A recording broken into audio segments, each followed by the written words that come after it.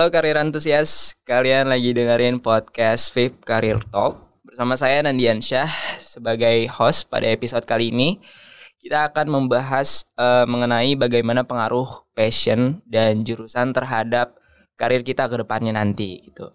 Dan adanya podcast ini juga sebagai penambah wawasan teman-teman karir antusias dimanapun kalian berada yang bingung gitu bagaimana dunia kerja dan dengan latar belakang kita di Fakultas Ilmu Pendidikan sendiri, lalu bagaimana kita bisa mengoptimalkan potensi kita ataupun passion kita dalam persiapan menuju dunia kerja gitu teman-teman. Ya setelah beberapa hari lalu ya kita sempat ada workshop sama webinar, dan sekarang saatnya untuk kita ngobrol lebih dalam soal karir bersama tamu spesial kita pada hari ini yang sudah membersamai saya di sini. Ada Kak Hanin Khalidah. Halo semuanya.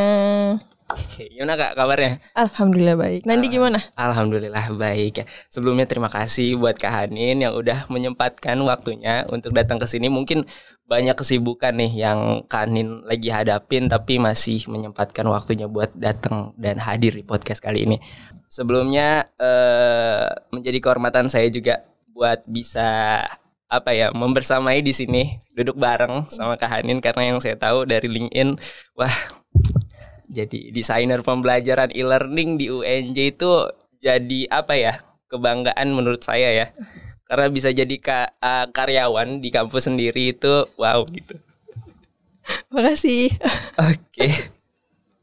Mungkin Kak Hanin bisa perkenalkan diri dulu supaya teman-teman karir antusias di rumah ataupun dimanapun bisa lebih kenal lagi sama Kak Hanin. Oh, sebutannya karir antusias ya. Iya. Oh, oke. Halo teman-teman karir antusias.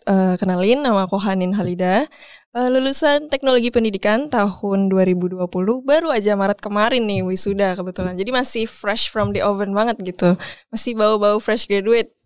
Nah, jadi alhamdulillah kemarin dapat pekerjaan dari jadi ditawarin nih, ada lowongan katanya mau nggak? Oh ya boleh gitu. Akhirnya sekarang di Pusat Sumber Belajar UNJ yang ada di LP3 itu di gedung Ki Hajar Dewantara gitu. Mantep, itu dia ya teman-teman sosok Kak Hanin. Jadi langsung aja untuk obrolan kita hari ini. Pertama-tama saya mau nanya nih, kesibukannya hari ini nih, akhir-akhir ini lagi ada apa aja? Kalau akhir-akhir ini yang pasti gitu ya, kerja di UNJ tadi. Iya. Terus kalau sampingannya jadi ada freelance bahasanya ya berarti. Freelance juga. Iya, freelance-nya itu tutor bahasa Inggris. Wow. Gitu. Mantep ya. Ya, sama sisanya Waduh. enggak, sisanya ada sekarang lagi ikut volunteer di taulebih.id sama sisanya rebahan baca webtoon di rumah. Siap.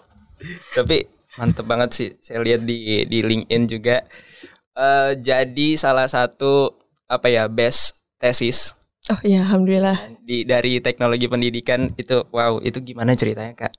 Bisa ditanya cerita juga kayak bingung gak sih? Bisa terpikir gitu dapat best tesis? Gak, ya kitanya juga nggak expect sih. Cuman maksudnya emang ke teman dekat tuh bercanda gitu, sok-sok ngabis pengen jadi skripsi terbaik kayak gitu. Bercandaan doang. Maksudnya kayak nggak mungkin lah gitu. Soalnya skill kepenulisan ilmiah aku tuh kayak noob banget gitu kan.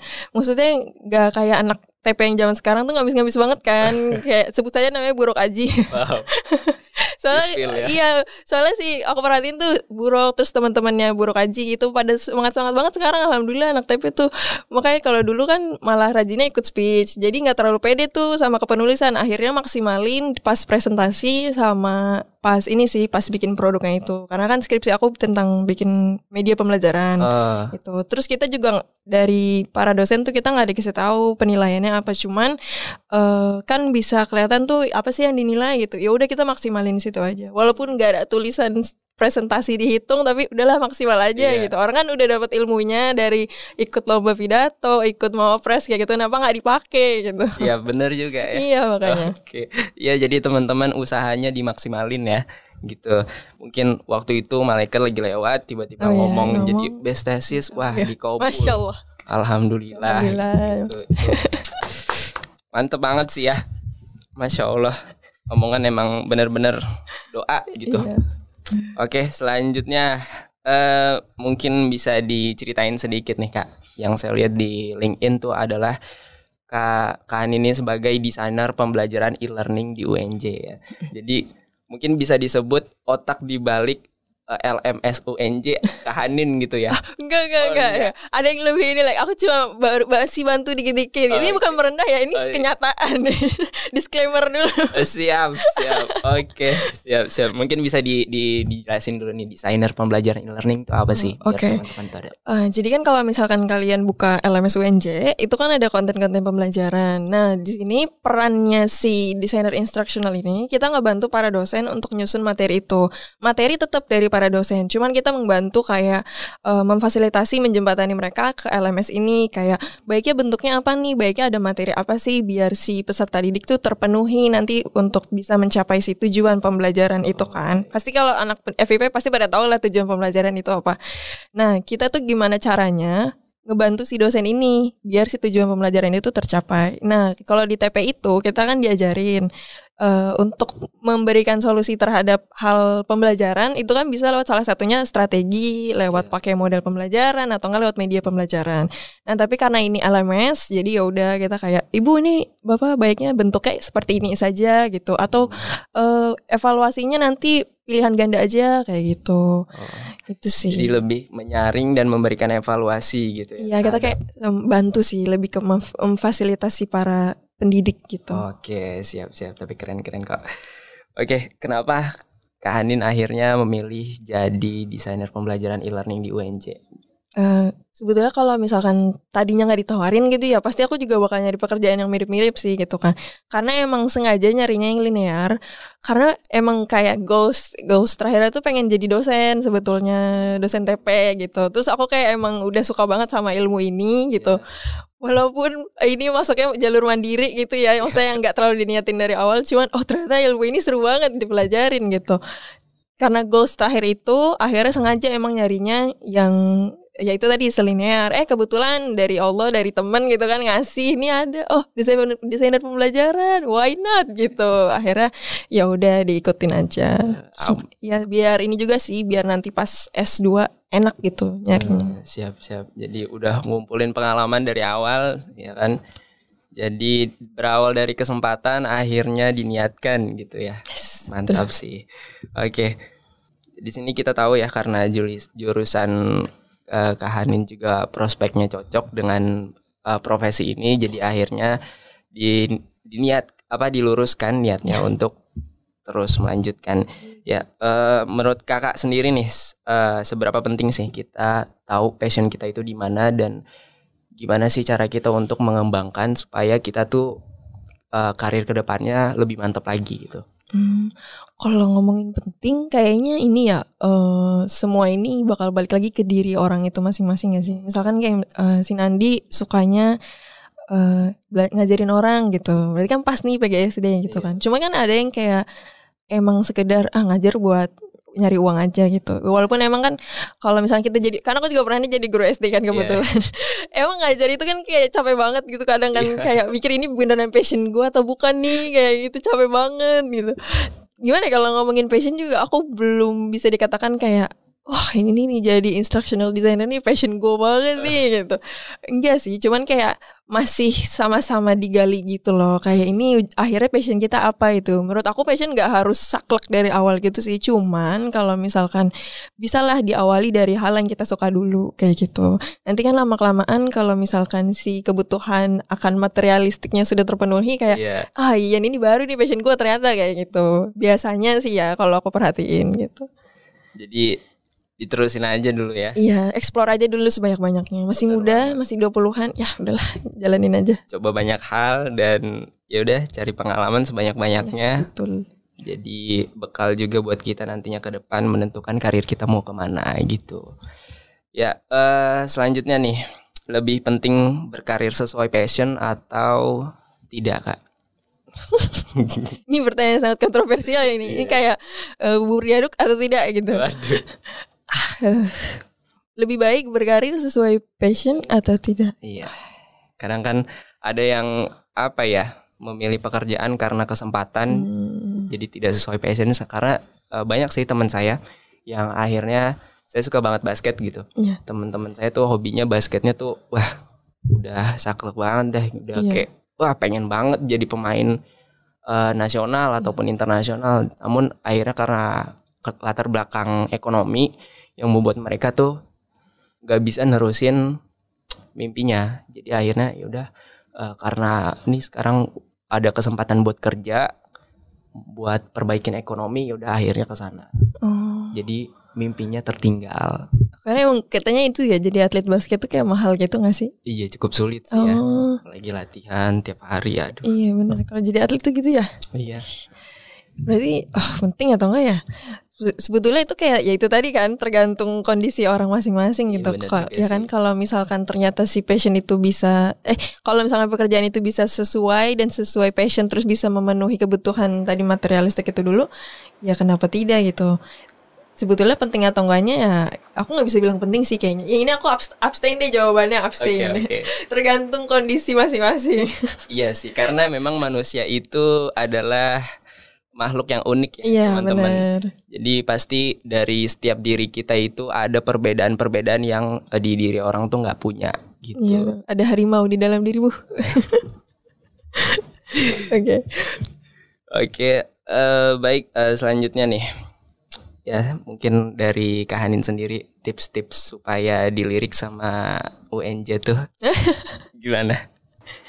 Gak ada nih kayak kalau itu untuk dilirik ke UNJ ya. Ya cuman kalau misalkan di luar mungkin walaupun aku cuman pernah nyoba ada pengalaman beberapa kali gitu sampai wawancara. Ini sih yang pasti CV ETS itu benar adanya gitu kan. Jadi emang CV itu emang kadang lebih enak sih dilihat yang simple aja gitu. Kecuali emang untuk yang graphic designer gitu kan pasti butuh portofolionya, jangan lupa ditaruh portofolionya gitu. Portofolio itu bisa loh tugas kuliah kalian juga gitu. Kalau misalkan di TP kita kan ada tugas bikin media pembelajaran gitu kan, itu bisa jadi portofolio. Mungkin kalau misalkan yang PGSD kan juga suka bikin media pembelajaran gitu ya kan. Terus kayak bikin kepenulisan, misalkan kalian pernah ikut penelitian dosen atau kalian ikut PKM kayak gitu, itu juga modal kalian gitu. Terus misalkan sering jadi HPD gitu ya, jadi desain-desain gitu kan di BEM gitu, itu juga portofolio kalian gitu. Jadi kalau bisa dikumpulin dari sekarang, atau enggak nanti pas udah bau-bau pengen lulus nih, atau iseng pengen daftar magang gitu atau internship, ntar pusing sendiri di mana ya filenya ya gitu.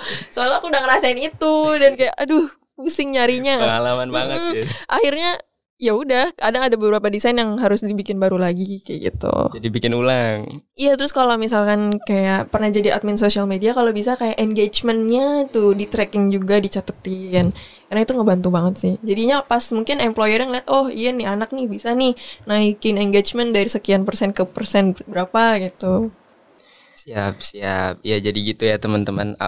Pengalaman apapun yang udah teman-teman laluin, udah teman-teman dapat bisa dimasukin ke CV gitu. Dan jangan bertele-tele lah di CV. Intinya masukin aja yang penting-penting dan sesuai sama yang jabatan yang teman-teman pengen gitu. Oke. Tapi mungkin Kak Hanin bisa diceritain dulu nggak nih? Apa tuh? Tahapan-tahapan Kak Hanin bisa langsung masuk ke jadi karyawan di UNJ gitu. Oh, jadi awalnya ini sih karena ada senior TP di sini yang itu tadi dia kayak suhunya LMS UNJ itu beliau sebut saja Bang Abdul Jalil. Master ya. Jadi beliau masternya yang ngebantuin Pak Cecep gitu. Sama ada satu lagi waktu itu. Terus kebetulan si Bang Jalil ini teman sekelas aku, terus ditanyain, Hanin ini di PSB lagi butuh instructional designer, mau nggak kayak gitu, lu kan udah mau lulus kayak gitu. Soalnya teman aku yang satu kayak masih pada skripsian gitu, kayaknya gue nggak bisa, lu aja katanya gitu. Terus emang katanya emang lagi butuh si instructional designer itu gitu kan. Ya udah, akhirnya suruh, ya udah kata dosen aku yang ketua PSB, coba aja dulu Mbak Hanin kayak gitu, surat lamarannya kayak gitu. Ya udah, terus kita ada wawancara, terus ada psikotes kayak gitu. Terus ya udah akhirnya masuk. Gitu. Mantap. Jangan lupa membangun koneksi teman-teman. Iya, karena relasi itu penting ya. Iya, betul. Jadi salah satu penentu untuk karir ke depanmu. Iya. Tapi benar banget, koneksi itu sangat-sangat penting. Iya. Oke. Setelah kita tahu passion kita, bagaimana cara kita untuk mengoptimalkan dan mengombinasikan passion kita dengan misalnya passion kita itu nggak jauh-jauh ya dari jurusan yang kita pilih tentunya. Jadi gimana cara mengombinasikan keduanya itu agar kita tuh udah siap betul untuk dunia kerja nanti. Sulit juga ini pertanyaannya ya bunda-bunda.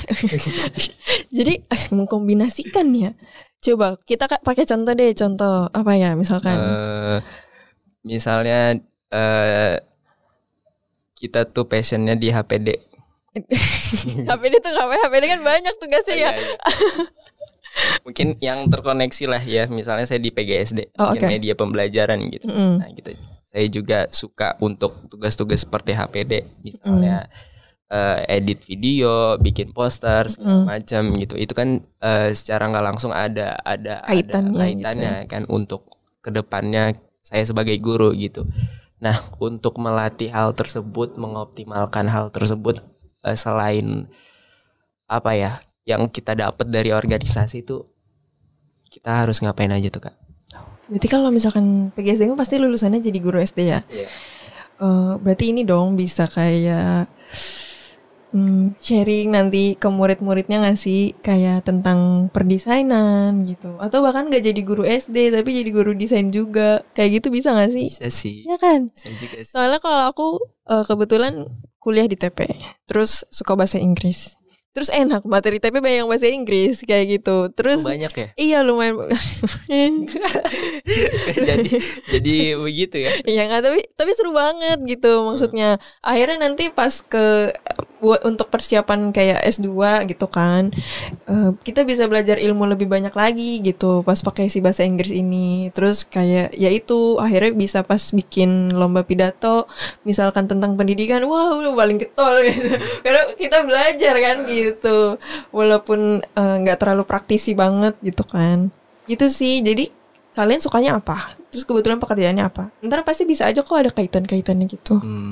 Jadi diterusin aja, pasti ada titik temunya. Iya. Kan? Baik. Oke. Mungkin ini bakal jadi pertanyaan terakhir sih ya. Wow. Waduh. Menurut kakak nih, dunia kerja selama kakak bekerja di UNJ itu seperti apa? Mungkin banyak beberapa orang yang waduh, CV udah nyiapin, pengalaman udah banyak, tapi mental mereka tuh masih takut untuk menghadapi dunia kerja karena dari apa ya, dari perkataan orang lain gitu terhadap dia kalau dunia kerja tuh begini istilahnya negatif lah. Iya. Gitu. Persahabatan apa lingkungan di sana itu kurang toxic baik gitu, iya, toxic gitu kan. Ada sikut-sikut saling sikut gitu.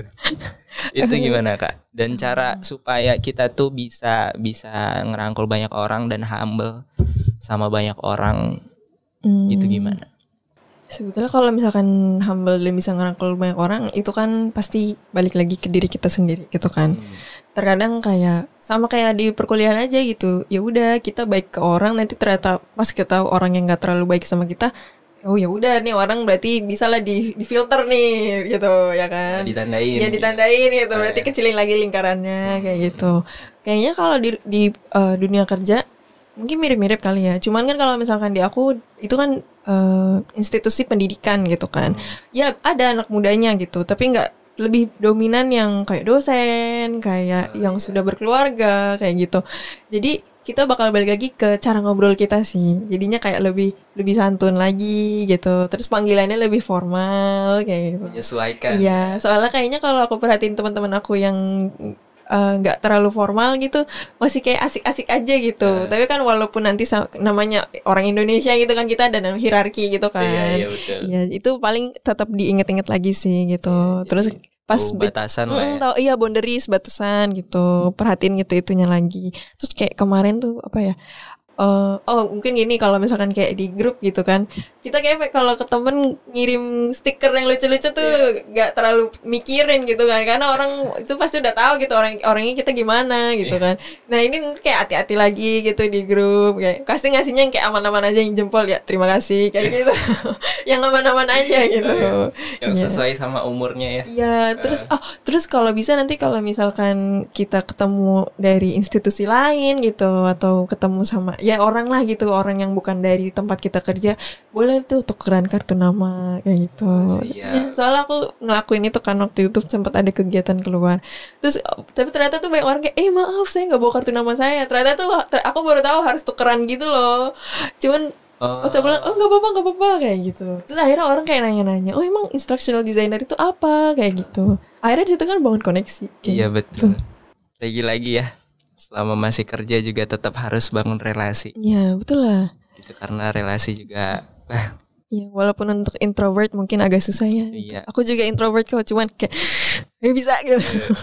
Untuk menantang diri. Iya betul. Dan walaupun memang kalau berada di keramaian tuh energi tuh terasa terkuras iya, habis. Iya benar. Ntar di rumah pasti rebahan aja pengennya. Diem aja. Iya benar, diem aja. Saya pernah kayak gitu Kak, ditanya kamu lagi kenapa? Nggak apa-apa mah. Kamu nggak kesambet kan?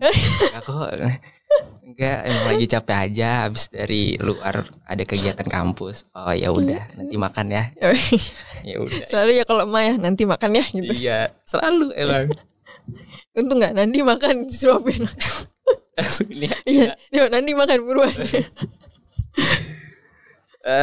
Ya sudah 30 menit berjalan ya teman-teman.